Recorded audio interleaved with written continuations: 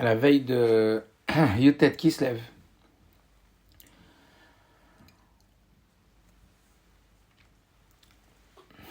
Rosh Hashanah de la Chassidoute, le nouvel an, de l'apport de la Chassidoute, un jour lumineux, un jour extrêmement important.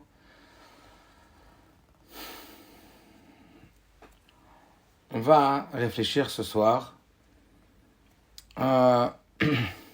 parmi les multiples aspects et les multiples concepts que la Chassidoute a éclairés d'un nouvel éclairage, bien que la Chassidoute n'a rien créé de nouveau dans la Torah, malgré tout, elle a apporté un tout nouvel éclairage sur différents concepts qui sont fondamentaux et qui sont censés nous servir tout d'abord pour réussir à tenir bon dans les derniers instants de la Galoute et à se préparer au grand dévoilement de la venue de Mashiach.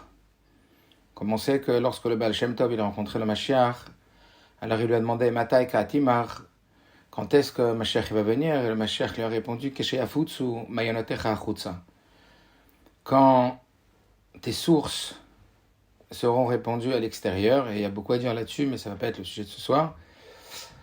Il y a différents concepts que la Chassidoute a éclairés d'une lumière particulière, et on va en aborder deux ce soir parmi tous les concepts. Alors, lorsqu'il nous arrive quelque chose, sur qui faire porter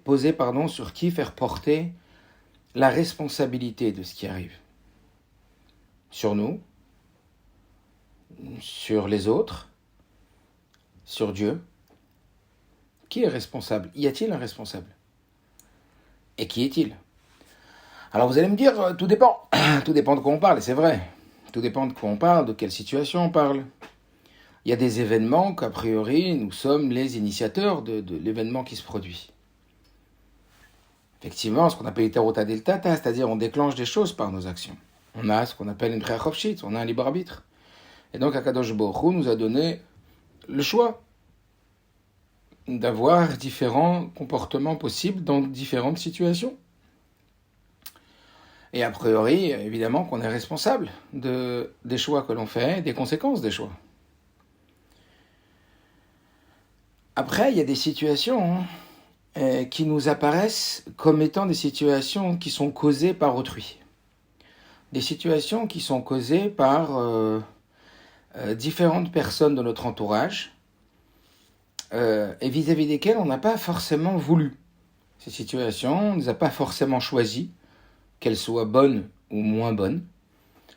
Et donc on aurait tendance naturellement à se dire que la responsabilité de la situation, de l'événement que l'on vit, est en réalité due au choix de l'autre, à la liberté du choix que l'autre il a eu de réagir vis-à-vis de moi, ou de réagir vis-à-vis d'une situation donnée. Et puis il y a des situations où on a l'impression que ni nous n'avons été l'initiateur de cette situation, et ni qui que ce soit. Il y a plein de choses. Une personne qui est en bonne santé pour dire que des bonnes choses, une personne qui se retrouve devant une opportunité, que cette opportunité, on sent que ça n'a pas été voulu par quelqu'un de particulier. Alors celle-là, on n'a pas de mal à l'attribuer à Kadosh Baruch Hu. C'est-à-dire qu'il y a un maître tout-puissant, régisseur de l'univers, régisseur du monde, qui serait peut-être et certainement donc à l'initiative de ce qui nous arrive. En tout cas, la coïncidence ou un hasard n'existe pas. Comme on dit, Mikra en hébreu, ce sont les lettres qui composent le mot Rak Me Hashem. Tout vient de Dieu. Alors, jusqu'à là, il n'y a pas de problème. Donc, cela signifierait qu'on dissocierait donc les événements en trois groupes, ceux que nous avons provoqués et qui sont donc sous le gîte de notre responsabilité, ceux qui auraient été provoqués par autrui, qui seraient de leur responsabilité, et ceux qui auraient été provoqués par Akadosh Baruch Hu.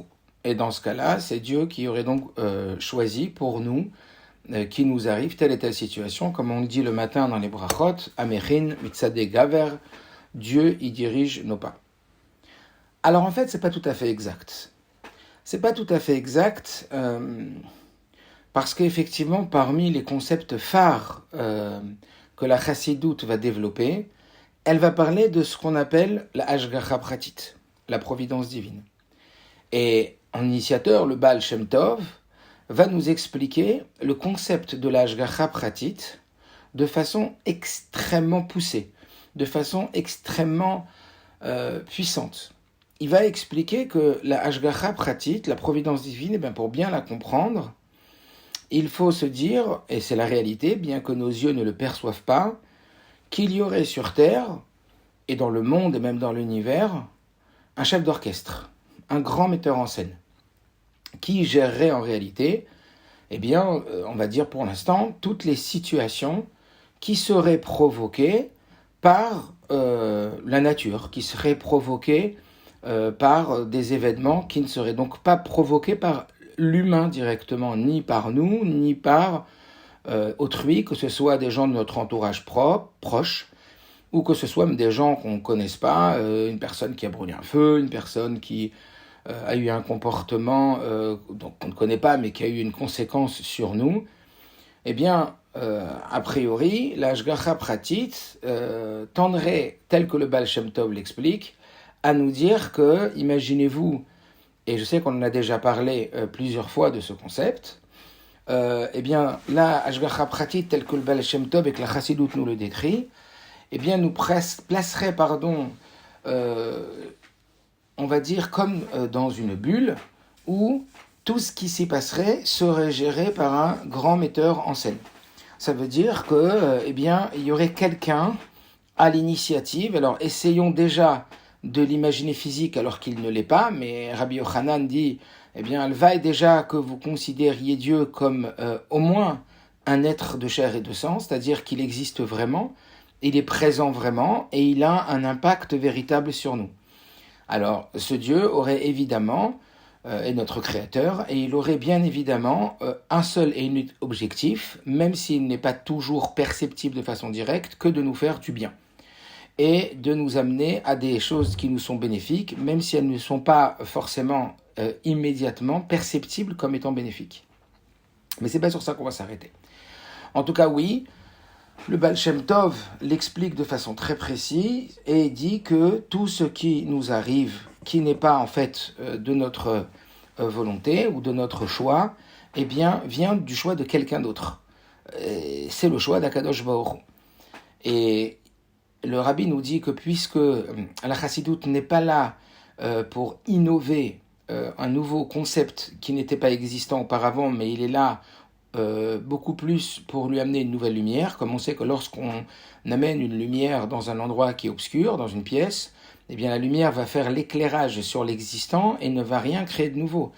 S'il y a une table remplie de nourriture dans cette pièce et que la lumière est éteinte, on ne voit pas cette nourriture et donc on ne pourrait pas en profiter. Mais lorsqu'on allume la lumière, on ne rajoute en rien quoi que ce soit à la nourriture ou à ce qu'il y a dans la pièce. Mais par contre, maintenant qu'on la voit, on va dire qu'on peut véritablement manger, on peut en profiter, on peut l'utiliser. Donc ça serait un petit peu ça le concept de la chassidoute, c'est d'amener un nouvel éclairage sur l'existant. Et de ce fait, le Rabbi nous dit que tout ce que la chassidoute avance, on peut le trouver dans les textes qui précèdent le dévoilement de la chassidoute, donc le dévoilement de la Torah profonde. Et cela, le Rabbi nous amène dans la Gemara Choulin, au travers le passouk qui nous dit Mishpatecha Tehom Rabba dans les Teilim, Mishpatecha Tehom Rabba qui veut dire que tes jugements vont jusqu'aux abîmes profondes.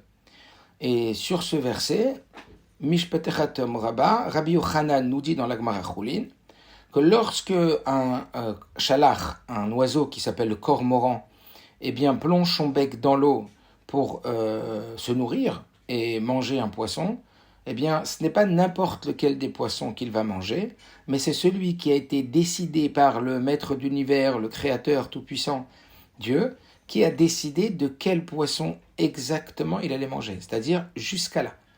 Jusqu'à même dans les abîmes profondes, pour nous dire que si déjà, dans les abîmes profondes et dans les mers, même cet oiseau est, on va dire, téléguidé et dirigé vers ce poisson et pas un autre, et c'est lui qui a été décidé qu'il doit manger, et c'est ce que donc la Gemara nous dit au nom de Rabbi Yochanan.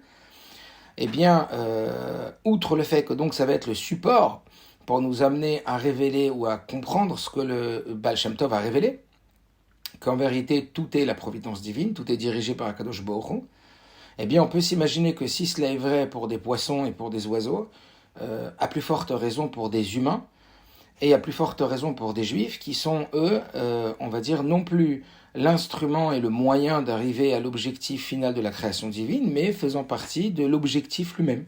Les Bnei Israël font partie de l'objectif. Donc on peut imaginer les Avdil, mais un grand producteur, un metteur en scène de films, qui donc distribuerait des rôles et distribuerait donc et qui mettrait en scène toutes les scènes qui se passent dans ce film, eh bien de la même façon, les Avdil, eh bien il y aurait donc cette distribution de situations et volonté divine qui s'habillerait au travers la nature de tout ce qui va s'y passer.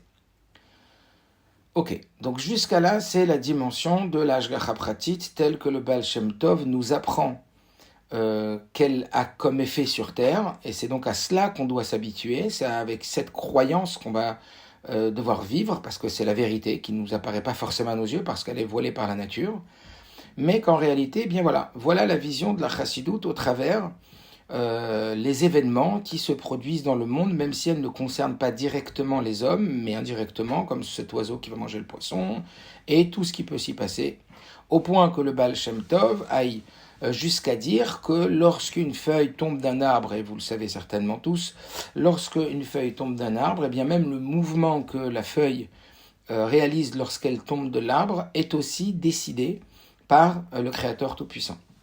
Mais sur quoi on va s'arrêter, et sur ce qui est quelque chose qui est, on va dire, qui a un impact et un effet très très concret sur notre quotidien, c'est le choix de l'autre. Le choix de l'autre sur moi. C'est-à-dire, ok, tout serait orchestré par le metteur en scène, mais voilà qu'on a chacun un libre arbitre. Et donc, il y a forcément des effets de libre arbitre qui se produisent, puisque j'ai quand même le choix de décider. Donc, il y aurait les décisions divines des événements qui m'arrivent, et puis il y aurait le choix que moi j'ai de décider, au travers de mon libre arbitre, de ce qui va m'arriver. Mais la question qu'on va aborder ce soir plus précisément, c'est dans quelle mesure le libre arbitre de l'autre a un effet sur moi. Puisque l'autre a son libre arbitre et que moi j'ai mon libre arbitre, est-ce que je dois tenir l'autre comme responsable de ce qui m'arrive parce qu'il a un libre arbitre? Donc ayant un libre arbitre, eh bien, il peut devenir responsable. N'oubliez pas la première question qu'on s'est posée ce soir. C'est sur qui faire poser la responsabilité de ce qui nous arrive. En ce qui nous concerne, c'est nous-mêmes. En ce qui concerne des situations qui n'engagent ni nous-mêmes ni autrui, eh bien, la nature, en vérité, c'est Akadosh Baruch Hu. Des événements qui arrivent, elles sont directement provenant de Dieu. Et dans ce cas-là, on sait que Dieu ne fait que du bien. Donc, même si on ne perçoit pas et on ne voit pas directement le bien, eh ben, le bien, en réalité, il est évident puisque tout vient de Dieu et que Dieu n'est que bien. Donc, même si on ne le voit pas, alors on va devoir s'œuvrer à la tâche de comprendre que derrière cette situation, il y a du bien. Mais ce qui va être plus difficile, c'est lorsque ça engage autrui, ça engage son épouse, ça engage ses enfants, ça engage une personne qu'on va croiser dans la rue. Jusqu'à où le libre arbitre de cette personne peut-elle avoir une incidence sur ce qui nous arrive? Est-ce qu'on va dire que, de par le fait qu'elle a un libre arbitre, elle peut nous causer un préjudice qui a été décidé par lui, ou alors nous causer du bien qui a été causé par lui, ou bien non?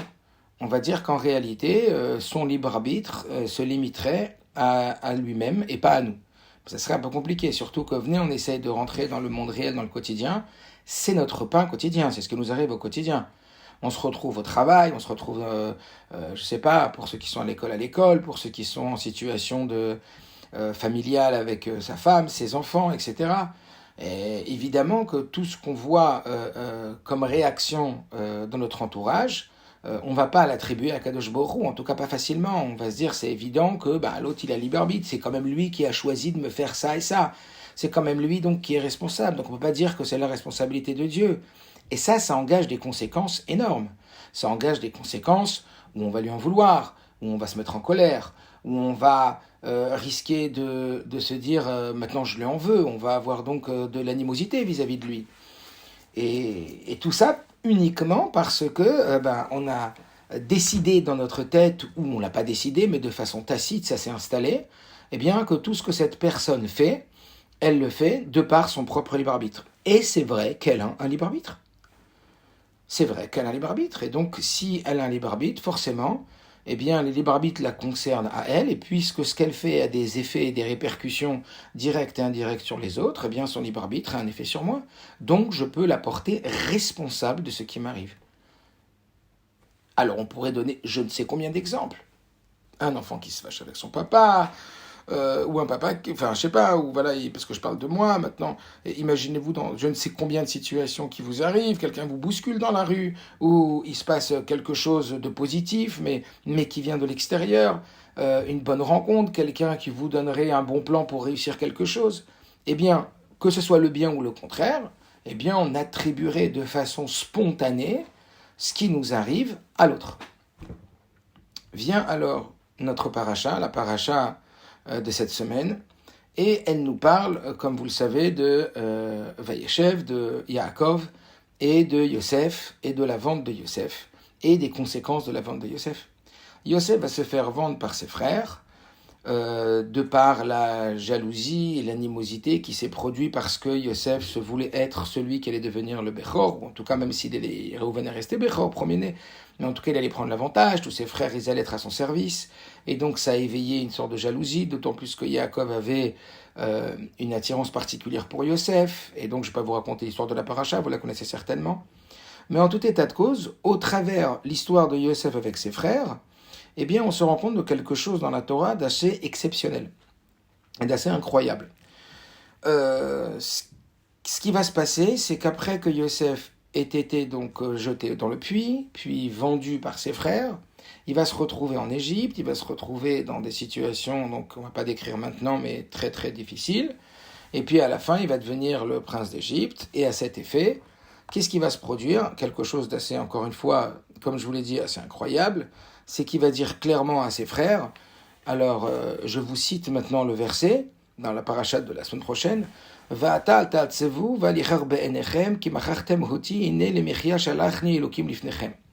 je vous traduis, et maintenant, surtout ne vous attristez pas, et ne soyez pas irrités à vos yeux parce que vous m'avez vendu, à moi, car c'est en vérité, les Mechia Shalachni, c'est en vérité pour que je puisse vous nourrir que j'ai été envoyé, Shalachni Elohim, que Dieu m'a envoyé devant vous.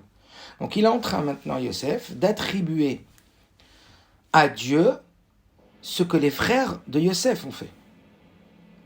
Yosef, il est en train de dire, c'est vous qui avez été l'instrument, on va dire, d'Akadosh Baruch Hu, mais en réalité, c'était Dieu qui voulait que je sois vendu, pour que je puisse arriver en Égypte, et que je puisse aujourd'hui vous nourrir face aux années de famine qui vont donc arriver ces prochains jours. Plus que ça encore, il dit, donc Dieu m'a envoyé devant vous, la Sumlachem Sherit Baaretz, pour vous préparer donc des ressources, les Achayot, pour vivre la Chem Lefleta Gdola, pour que vous puissiez continuer à vivre longtemps. Donc c'est extrêmement bizarre. Alors on peut se dire, waouh, mais comment Yosef, il n'en a pas voulu à ses frères? Comment Yosef, il les a nourris, il s'est occupé d'eux, etc.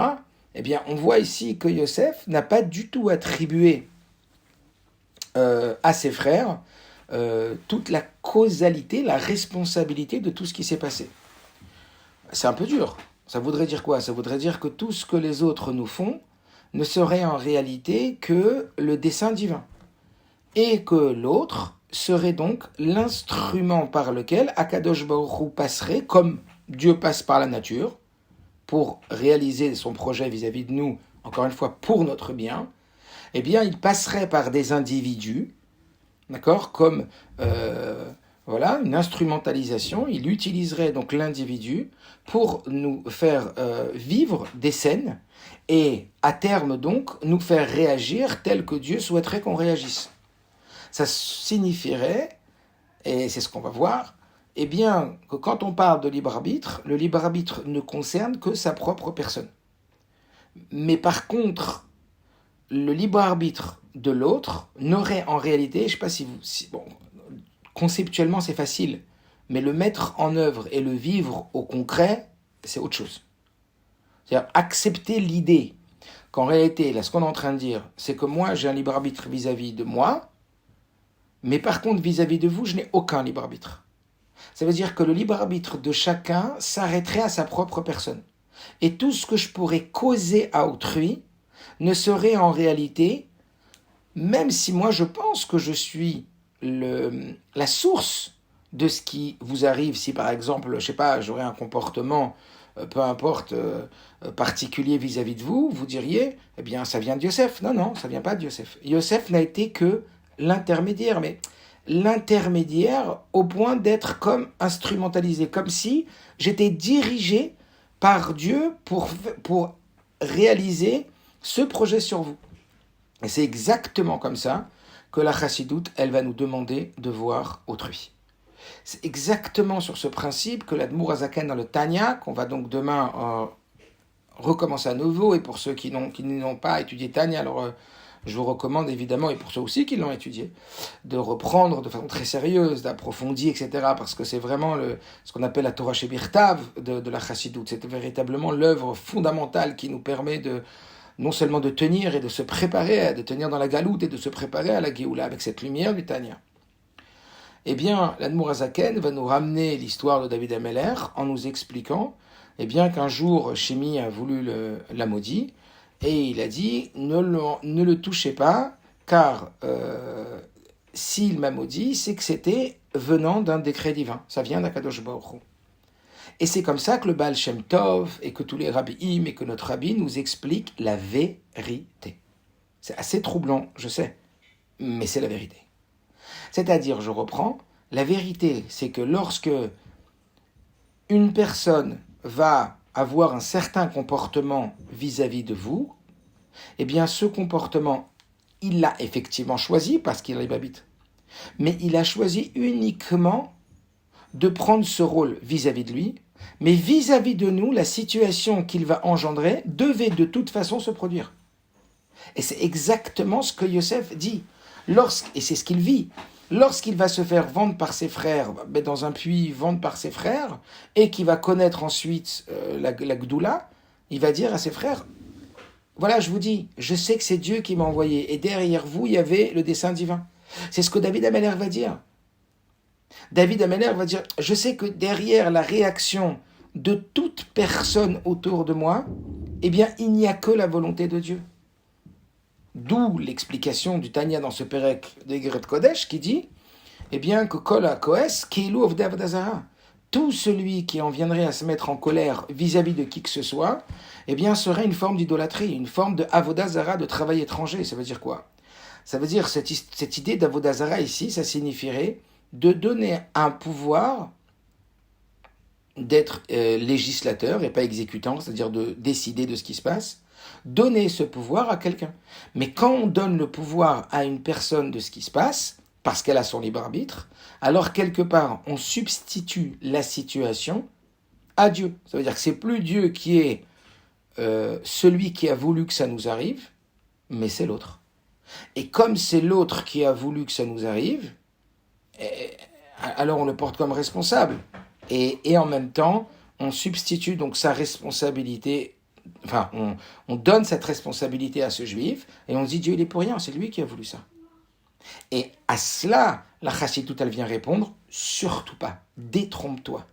La responsabilité de ce qui t'arrive ne dépend que ou de Dieu ou de toi. Parce que oui, tu as un libre arbitre. Et oui, tes actes ont des répercussions. Mais à part tes actes à toi, tout ce qui t'arrive de l'extérieur ne provient que de Dieu. C'est-à-dire que par cette conscience et par ce travail d'intériorisation cérébrale et émotionnelle, ça veut dire d'abord le comprendre, l'intégrer, puis le vivre émotionnellement et comportementalement, eh bien c'est comme ça qu'on va redonner à Dieu, quelque part, on va révéler, plutôt que redonner, parce qu'il les a toujours, mais on va révéler à l'intérieur de nous le véritable pouvoir divin. Et si on en arrivait à dire que telle ou telle personne aurait un pouvoir de décision par son libre arbitre indépendamment de Dieu, on substituerait des pouvoirs à Dieu. Donc dans ces cas-là, on dirait que Dieu, je le dis souvent, Dieu est le plus puissant, mais il n'est pas le tout puissant. Mais si on arrive et si on intériorise ce concept de la chassidoute, donc un de ces très forts concepts qui va nous amener à vivre en od milvado, en vérité tout y vient d'Akadosh Baruch Hu, que Dieu c'est pas le plus puissant, mais c'est le tout puissant. Alors on arrêterait, alors encore une fois, de façon fine, de faire Avodah Zarah. Ça veut dire de se dire qu'il y a une force, un pouvoir étranger au pouvoir divin. Ah mais non, c'est pas un pouvoir étranger puisqu'il y a libre arbitre. Alors non, on nous dit que celui qui va engendrer la situation, oui, il a libre arbitre de choisir son rôle. Mais à la nizak gvar nixar, mais sur celui qui va subir la situation, cela a déjà été décidé par Akadosh Baruch Hu.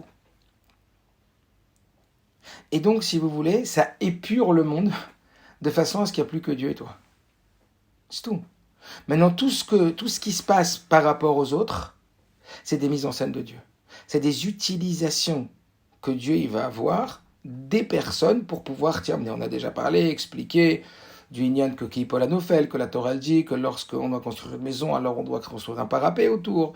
Et ce parapet, il est fait pour ne pas que, au-dessus d'un mètre, une personne pourrait tomber et mourir. Et la Torah dit Kipol Anofel, car tomberait le tombeur.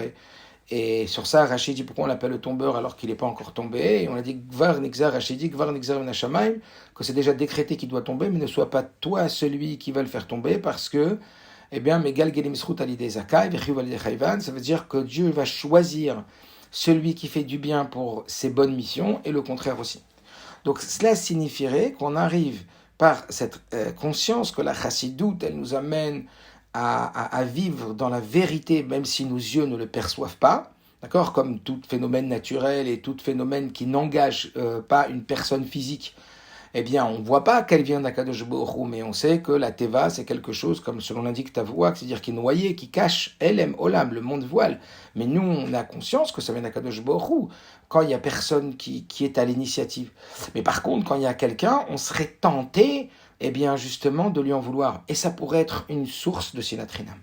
Ça pourrait être une source qui est ultra dommageable, dans le deuxième point qu'on va voir, sur lequel la chassidoute a énormément travaillé, développé, mis une lumière nouvelle, c'est Avat Israël, l'amour du prochain. L'importance, la puissance essentielle et centrale, comme on le sait tous, de Avat Israël. Quand on ne vit pas avec cette dimension-là, quand on ne vit pas avec cette dimension de l'Ashgacha Pratit, il va y avoir directement des répercussions très lourdes sur Avat Israël. Parce qu'on va beaucoup en vouloir aux gens.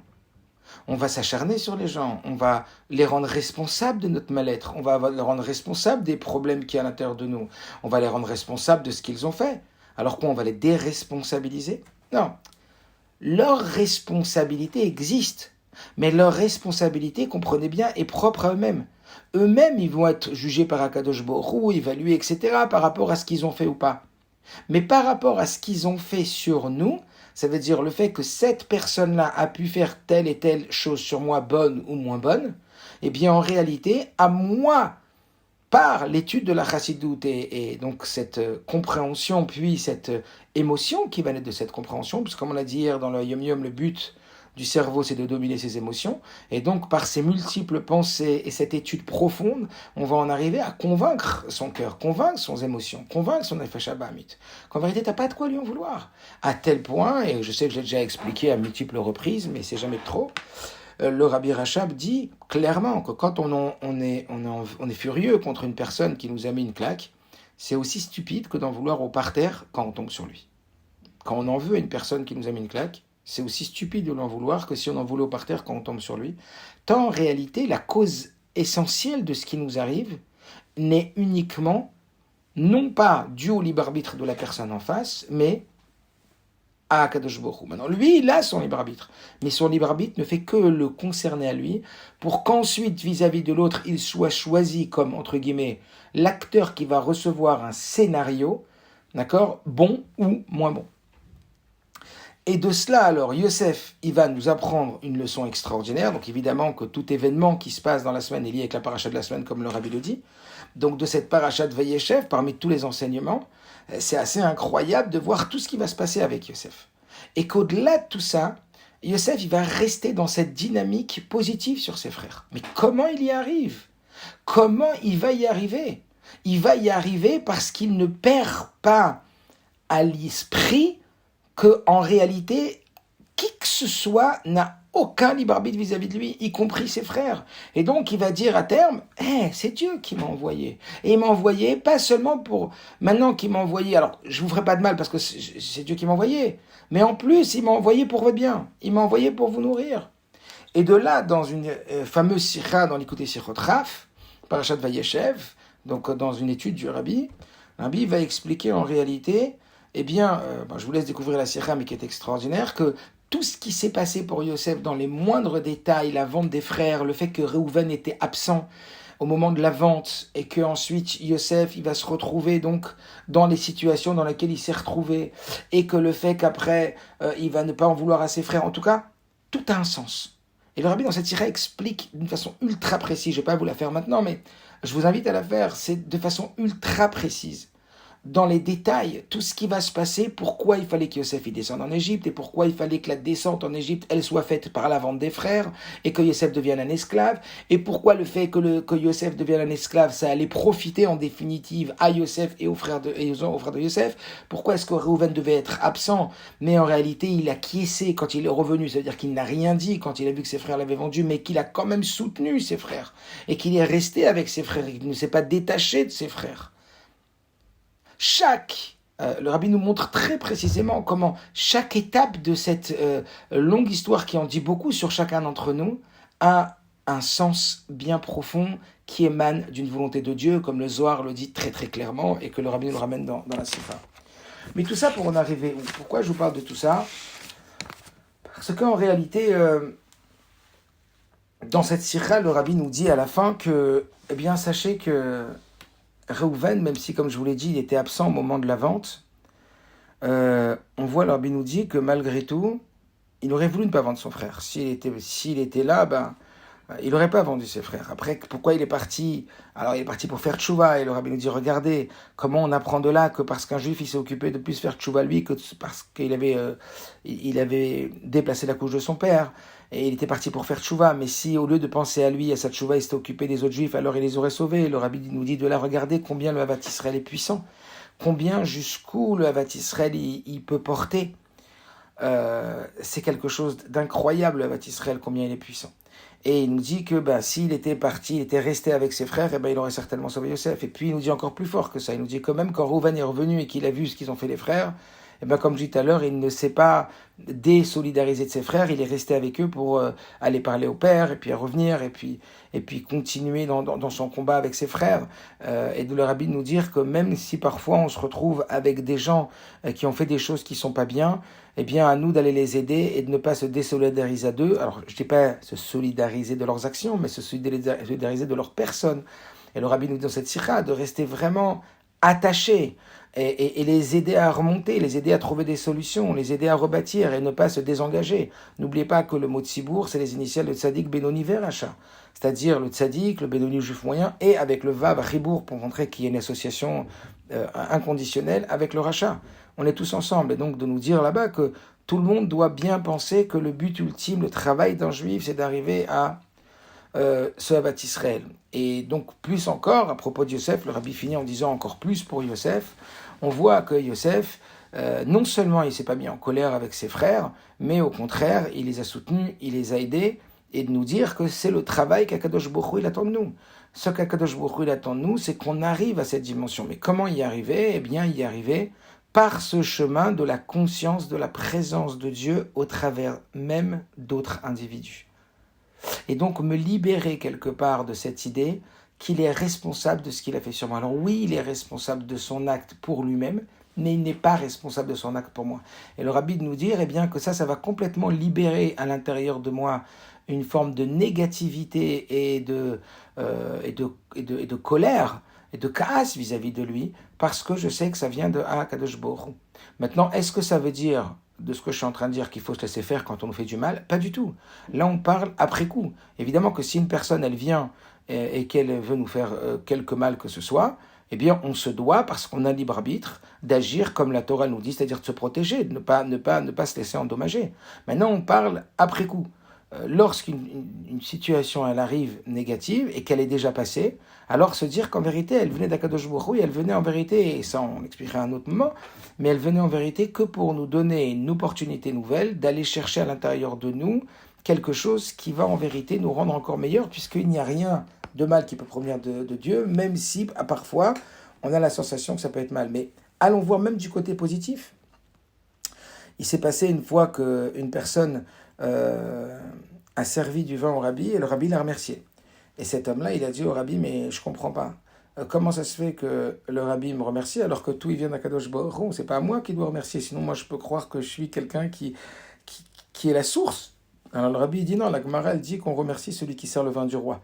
Donc bien sûr qu'on peut remercier celui qui est l'intermédiaire, mais sans oublier à quelque instant que ce soit qu'il est en vérité l'intermédiaire et que la seule véritable source, c'est Akadosh Baruch Hu.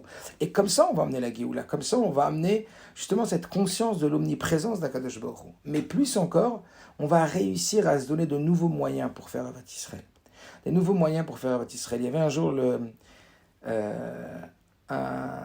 un Rosh Hashiva de Satmar qui est passé devant le rabbi et juste devant lui, il y avait un hippie. C'était juste avant les akafot je crois, de Shmini Atzeret. La veille de Shmini Atzeret, au Shana Rabbah, c'était. Et ce hippie, donc il était comme habillé comme un hippie. Et le rabbi lui a dit, vous savez que ce soir, il y a les akafot de Shmini Atzeret et ça me ferait très plaisir que vous soyez présent. Et cet homme-là, il lui a dit, écoutez, c'est gentil à vous, mais j'ai a priori d'autres choses à faire. Et le rabbi il a dit, franchement, ça me ferait vraiment plaisir qu'on puisse danser ensemble ce soir. Quand il a entendu ça, donc le Rosh Hashiva qui était derrière, il était, vous imaginez dans quel état. Comment le rabbi peut parler à un juif comme ça et lui dire j'aimerais que ce soir on danse ensemble au Hakafot. Et quand il est passé devant le rabbi, il a posé la question au rabbi. Il a dit au rabbi comment le rabbi il invite un pré Adam, un homme débauché comme ça, à venir danser avec lui, etc. Et le rabbi il a dit j'imagine que vous avez déjà entendu l'histoire qui est écrite dans un livre de Satmar du rabbi Michael de Slotchov, qui raconte que un jour son père, je crois que c'était comme ça, il a rêvé de Rashi. Et Rashi lui a dit, ton fils, il est un très très très haut niveau. Et il lui a dit, ah oui, mon fils, il est un très haut niveau parce que c'est un Baal Tefila, c'est quelqu'un qui prie énormément, profondément, et avec une grande arichout, ça veut dire qu'il s'investit énormément dans la Tefila. Il lui a dit, non, c'est vrai qu'il c'est un Baal Tefila, c'est quelqu'un qui prie extrêmement bien, mais c'est pas ça qui lui vaut sa grandeur. Alors il dit, je sais quoi, si c'est un très grand lamdan, il fait beaucoup de limoud. Alors il lui a dit non, c'est pas non plus ça. Bien qu'effectivement c'est un grand lamdan, il dit, c'est parce qu'il fait énormément de chesed. Alors on lui a dit non, c'est pas non plus pour ça. Rachid lui a dit, c'est pas pour ça. Alors il lui a dit, vous voulez dire que c'est parce qu'il fait beaucoup de balek chouva? Alors Rachid a dit oui, c'est ce qui fait toute sa grandeur. Et c'est ce que le rabbi a répondu à ce rabbi de Satmar.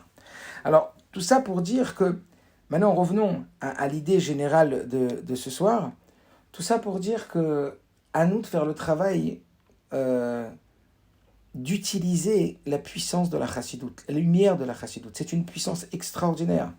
Vous connaissez certainement l'exemple de la pierre précieuse qui a été écrasée, que le rabbi raconte et que l'Admour Azaken a utilisé pour justifier l'utilisation de la chassidoute, parce que s'il y a eu accusation et qu'il y a eu emprisonnement, c'est parce que dans le ciel il y a eu accusation, emprisonnement. Comment donner une Torah aussi puissante à des gens aussi bas de niveau? Et parce que justement c'était pour sauver leur vie.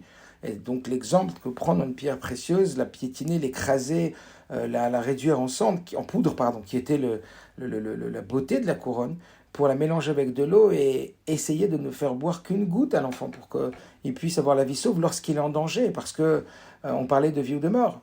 Et de la même façon, la chassidoute, elle est là pour nous donner des forces extraordinaires. Mais encore une fois, il faut bien comprendre que cette chassidoute, elle doit ensuite être intériorisée, elle doit être vécue et le travail reste à faire. La lumière, elle change que la vision et les forces. Mais après, le travail, il reste à faire. Il y a Itaruta Delela, il y a un éveil d'an, il y a des forces qui sont données extraordinaires, parce que plus la galoute, l'exil est difficile, et plus les forces sont données, elles sont fortes. Mais il reste le travail à faire, c'est-à-dire, on peut très bien connaître le concept de l'ashgacha pratique, le concept de la providence divine, mais pas pour autant le mettre en œuvre et, je veux dire, y croire vraiment. Ça veut dire donner une force et une croyance à cette notion, d'arriver après à se retrouver devant une personne qui nous aurait fait quelque chose et véritablement de ne pas lui en vouloir comme Yosef. Et on n'a pas à dire non, mais ça c'était Yosef, c'était un tzaddik. Pas du tout. La Chassidut, elle vient nous dire, au contraire, le Tanya, il vient nous l'expliquer, la Paracha vient nous l'expliquer, le Rebbe vient nous l'expliquer dans ses sikhot. Ne crois pas. On attend de toi non seulement d'être solidaire,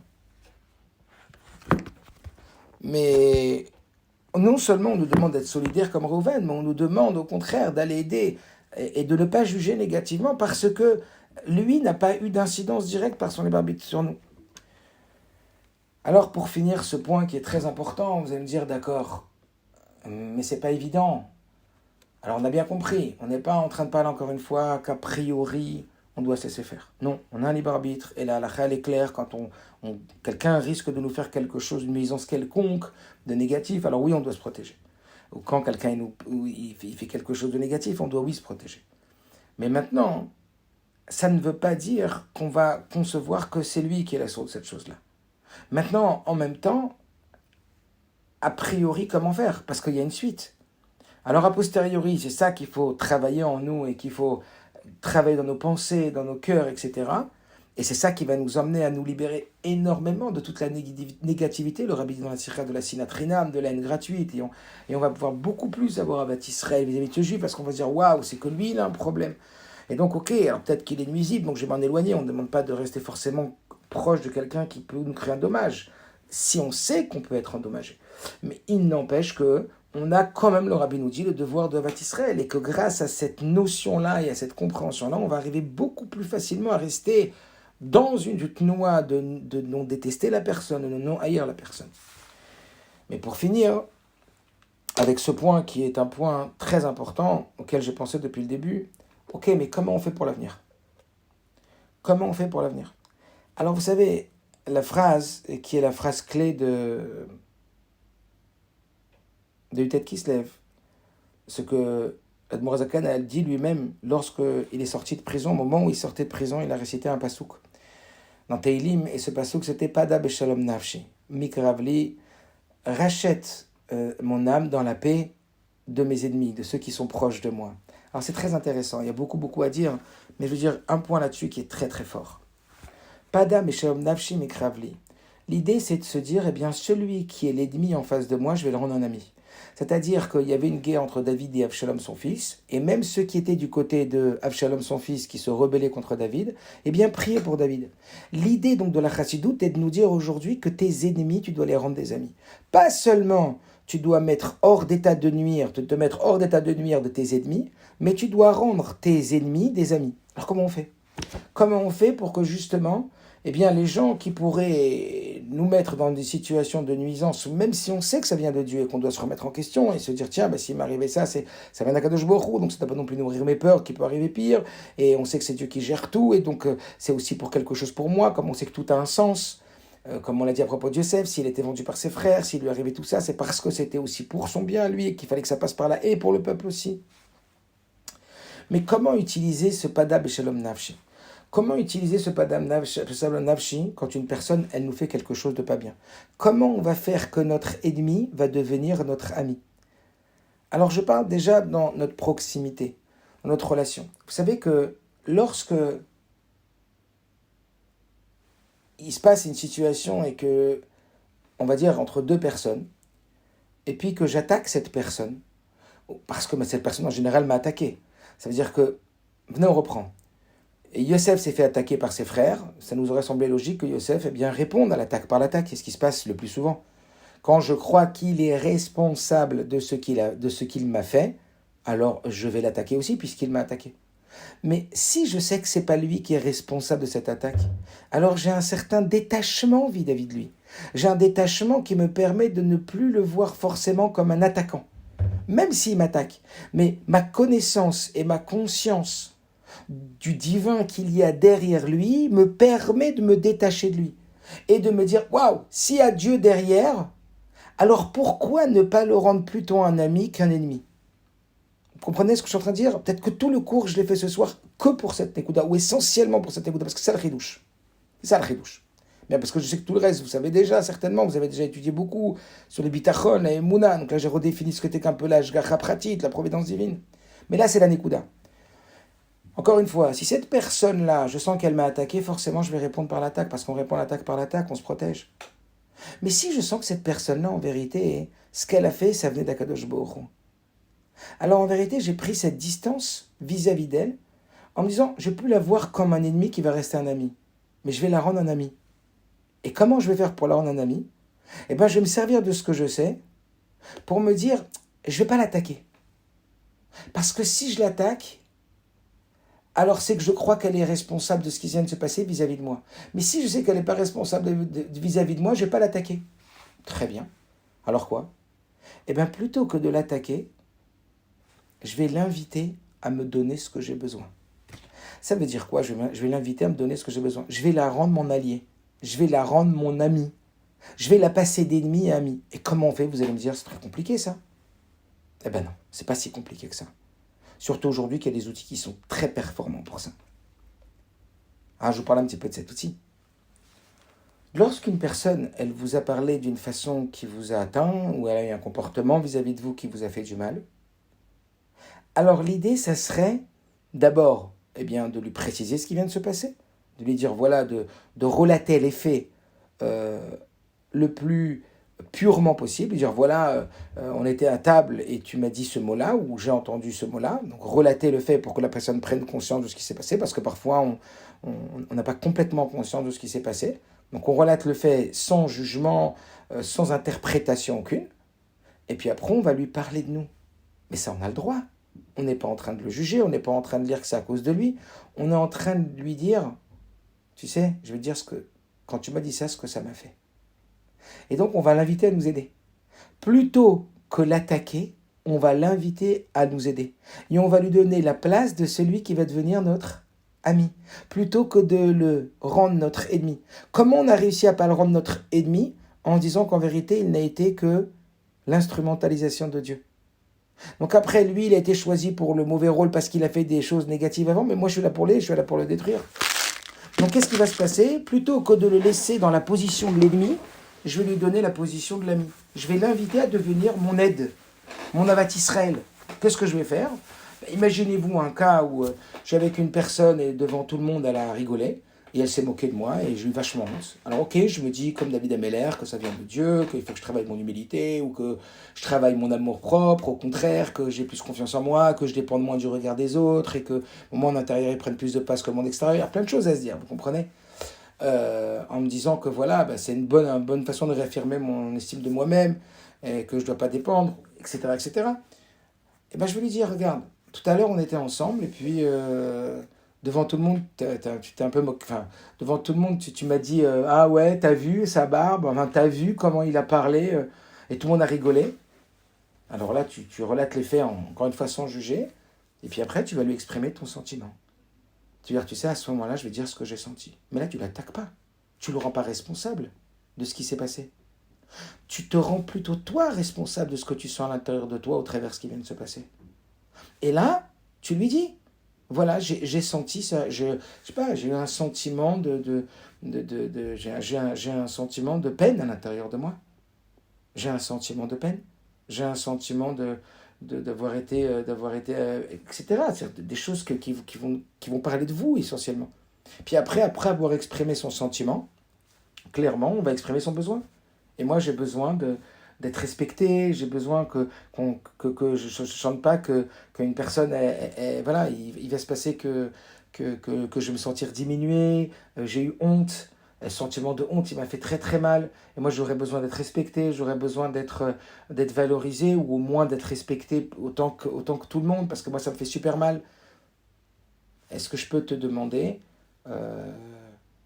et là on fait une demande, est-ce que je peux te demander à l'avenir, voilà, que faire attention à ce sentiment-là, ou est-ce que je peux te demander devant tout le monde de dire que c'était pas quelque chose que... Enfin, je sais pas, mais là, c'est un exemple comme ça que je trouve maintenant tout de suite. Mais en réalité, c'est cette technique qui s'appelle, elle est connue, c'est la technique justement de détourner la responsabilité de ce que l'autre a fait sur moi en la prenant sur moi. Mais ça ne veut pas dire je prends la responsabilité du mal de l'autre. Je ne prends pas la responsabilité du mal de l'autre. Le mal que l'autre il a fait, c'est sa responsabilité. Mais je ne m'attache pas et je n'attache pas ma responsabilité à ce que lui il a fait. Il a sa responsabilité de ce qu'il a fait, mais qui n'engage pas ce que ça a fait pour moi. Moi, ce que j'ai vécu, je devais le vivre. Et c'est exactement ce que la paracha nous montre, ce que la Chassidut elle nous explique au travers l'Ashgacha Pratit, en nous disant que la responsabilité, elle repose sur qui? C'est la question du début. La responsabilité, elle repose sur toi, sur Dieu, mais pas sur les autres. Donc à partir du moment où on va partir de cet axe de réflexion et de conscience et de ressenti, quand je vais me retrouver dans une situation où je dois me protéger, bien sûr que je me protège. Mais quand la situation est déjà passée, je vais, plutôt que d'essayer de le rendre coupable, de l'attaquer et de le prendre pour lui responsable, non, je me dis c'est pas lui qui est responsable de ce qu'il m'arrive, il est responsable de ce qu'il a fait, je suis responsable de ce que je ressens, de ce qui m'arrive. Et donc plutôt que de le mettre à l'attaque, je vais le rendre un ami. Je vais passer de Pada Beshalom Nafshi Mikravli. Je vais le rendre en vérité un ami. Je vais dire, tu sais, voilà ce qui s'est passé. On va observer la situation. Je ne vais pas l'attaquer, ni le juger, ni le critiquer, ni l'attaquer de quelque façon que ce soit, ni l'évaluer, ni utiliser des façons de me venger. Je vais simplement lui dire ce qui se passe à l'intérieur de moi. Et je vais lui offrir ce merveilleux cadeau de pouvoir m'aider à sortir de mon mal-être. Et je vais lui dire, voilà, peut-être qu'il va réussir, peut-être qu'il va pas réussir, peut-être qu'il va vouloir, peut-être qu'il va pas vouloir. Mais en tout cas, vous imaginez combien on va arriver à Vat Israël avec ça? Combien avec cet outil-là, on va arriver à Vaftal Rakamocha? On va transformer l'ennemi en ami. Padab Beshalom Nafshi Mikrav Leki Berabe Mayu Madi. C'est exactement le concept du tête qui se lève. C'est transformer son ennemi en ami. Comprendre que derrière son ennemi, quand on sait comment on doit le prendre, derrière il y a son meilleur ami. Donc ça peut être votre conjoint, ça peut être n'importe qui autour de vous, une bonne amie, un bon ami, peu importe qui. Mais vous allez voir que quand vous allez commencer à lui parler cette langue, non plus la langue de la culpabilité, non plus la langue du jugement, non plus la langue de la critique. Pourquoi? Parce que vous savez que ça ne vient pas de lui. Donc vous allez penser, ça ne vient pas de lui. Mais pourquoi je ne le rendrai pas un ami? Pourquoi je ne lui dirai pas qu'est-ce qu'il pourrait faire pour me faire du bien, au lieu de lui dire qu'il m'a fait du mal, au lieu de le rendre responsable de ce mal? Alors je vais... Observation, sentiment, besoin et demande. Je vais rappeler la situation par de l'observation, je vais lui dire ce qui s'est passé. Je vais lui exprimer mon sentiment que j'ai eu, première personne du singulier. Ensuite, je vais lui exprimer mon besoin qui n'était pas nourri à ce moment-là. J'avais un besoin qui n'a pas été nourri, encore une fois un besoin émotionnel bien sûr. Et puis après, je vais faire une demande. Mais là, c'est vachement plus agréable. Mais là, c'est extraordinaire. Mais là, cette personne-là, elle a l'opportunité, vous l'avez sortie de sa prison, vous l'avez sortie du mal qu'elle a fait, vous lui permettez de faire Avat Israël, vous lui offrez la possibilité de faire un cadeau, et le cadeau, il va être offert à vous. Vous imaginez quelle clé pour le Avat Israël? Alors, cette demande, elle va dépendre de ce que vous avez besoin. Mais ça peut être, je sais pas, il faudrait prendre des exemples maintenant et pas beaucoup de temps. Moi, je ne vais pas dépasser l'heure, là, il est déjà 53. Mais ça veut dire des demandes que vous auriez besoin pour sentir que cette personne, elle tient à vous. Par exemple, je sais pas, une personne, votre conjoint ou une personne, elle vous a dit quelque chose qui vous a vexé. Et alors, vous allez lui dire, regarde, quand tu m'as dit ça, j'ai eu énormément de peine. Donc, on exprime son sentiment. Après, je dis, moi, j'avais besoin de sentir que tu fais attention à moi. Et est-ce que je pourrais te demander maintenant de faire attention à moi de telle ou telle façon? Ou est-ce que je pourrais te demander de faire des choses qui vont me faire du bien, qui vont nourrir mon besoin, me dire que tu tiens à moi, me dire que tu n'as pas envie de me faire du mal. Plein de choses. Après, il faudrait rentrer dans le détail. Mais c'est l'idée. L'idée de sortir du piège de rendre l'autre coupable de ce qui se passe à l'intérieur de nous. On sort de ça. Tout y vient d'Akadosh Baruch Hu, à part notre libre arbitre, que nous on décide, et le reste c'est Akadosh Baruch Hu. À partir de là, cette conscience-là, et ce travail de se détacher, de vouloir attaquer l'autre, même quand il nous attaque, Parce que c'est pas lui, c'est l'intermédiaire. Hop, on va utiliser ça et on va rentrer dans l'autre système. Le système, je te répète, je t'exprime mon sentiment. Comme on dit je tue, quand on passe de la première à la deuxième personne du singulier, alors on tue la relation. Je reste dans le jeu, je reste dans ce que je ressens. Je te dis ce que moi j'ai besoin. Je te dis comment tu pourrais me le donner, à moi de réfléchir, prendre la responsabilité. Et là, on va rendre notre pire ennemi notre meilleur ami. Et comme ça, on va enrayer je ne sais combien de conflits. On va enrayer combien de sinatrénam qui va se cumuler. Et au contraire, on va le remplacer par du Havat Israël. On va tout de suite transformer cette sinatrénam en Havat Israël. Alors que Mirza Hashem, si vous voulez, on en reparlera plus en détail parce que c'est une technique, mais déjà que vous sachiez comment ça se construit, et que par cet Havat Israël, comme le Rabbi, combien de fois il le dit dans Yutet Kislev, tout le Inyan, comme le Yom Yom de quelques jours, il nous dit qu'il faut aimer un juif qu'on ne connaît pas. Ça veut dire qu'on sait que le Beth Amikdash il a été détruit par la Sinatréna, mais qui sera reconstruit par la Vatrina, par l'amour gratuit. Donc c'est véritablement le travail à faire. C'est véritablement ce sur quoi il faut investir des forces, il faut investir notre attention. Cette idée de l'Ashgacha pratique, cette idée de stratégie et de système qui nous permettent de ne pas rendre coupable, de ne pas s'attaquer à lui, mais au contraire de le rendre de cet ennemi, notre ami. Et que grâce à ça, Mirza Hashem, on puisse chacun, Ishleru Yazoru, que chacun il entraide et il aide l'autre, pour que Mirza Hashem, tout le monde aille bien et tout le monde voit le bien chez l'autre et aide l'autre pour que tous ensemble, on aille vers la Géoula Mitzvah Shlama, Tokef Miyad Mamash.